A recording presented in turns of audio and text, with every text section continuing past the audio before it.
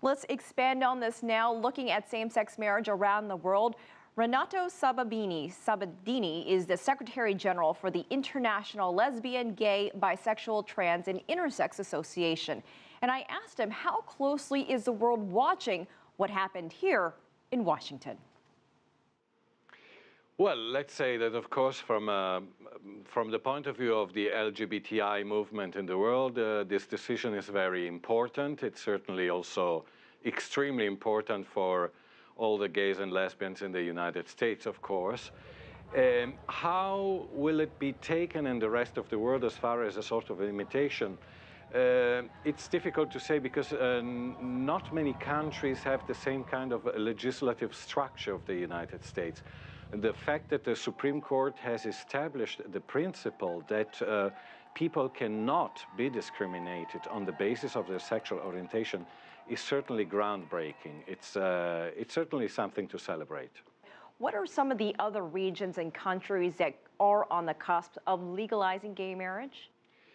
Well, they are, as you know, the most recent one were New Zealand and also Uruguay. Colombia is still discussing a potential marriage act. Argentina has it already. Then in Europe you have from Iceland to Spain to Portugal a whole host of countries. And South America, South Africa, which already adopted this law many years ago. So you can see now a sort of avalanche effect. Basically, certain countries started this huge movement towards this kind of progressive legislation, and now gradually, bit by bit, starting by the countries which are bordering with those which already have a marriage, same-sex marriage legislation, starting by the country bordering with them, you are increasing to see a sort of imitation effect. Somehow a taboo has been broken.